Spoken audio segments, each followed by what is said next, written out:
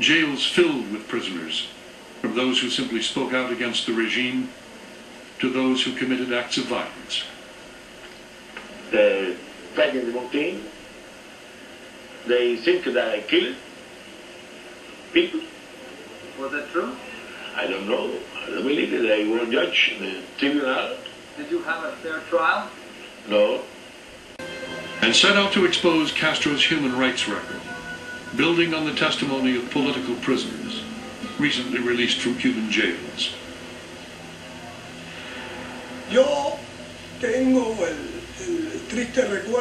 I have the sad memory that 3 of my cellmates were murdered in prison. The first was Roberto Lopez Chavez. He was 16 years old when he was first imprisoned. Another was Pedro Luis Boitel, a student leader Castro hated with all his heart. Boitel went on a hunger strike, and Fidel Castro ordered that his cell door not be opened until he died of thirst. He died of thirst 53 days later. Like these, hundreds of stories of assassinations and torture.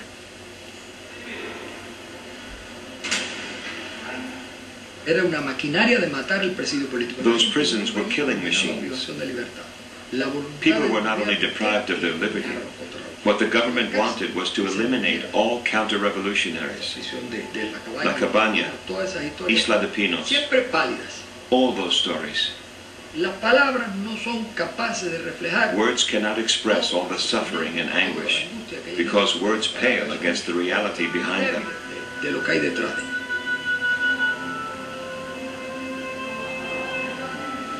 In March 1987, the U.S. delegation in Geneva requested that the UN Human Rights Commission condemn Cuba for massive, systematic, and flagrant abuses of human rights. The next year, under pressure, Castro invited the commission to Cuba to investigate. From Havana, Ricardo Bofill encouraged witnesses to come forward. Ricardo Bofill ni nos preocupa. Yo no tengo elementos de juicio para saber lo que hará, lo que no hará, no tengo noticia de cuál es su actitud. Pero eso no tiene importancia en una casa. Esos son fuegos artificiales ante la realidad de la historia. No nos preocupa.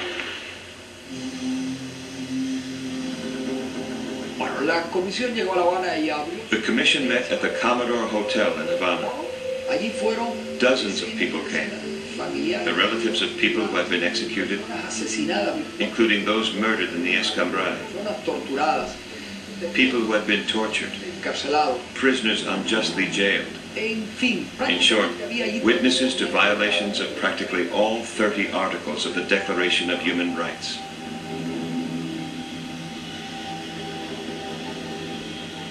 The Commission's findings were documented in a 400-page report and presented in Geneva.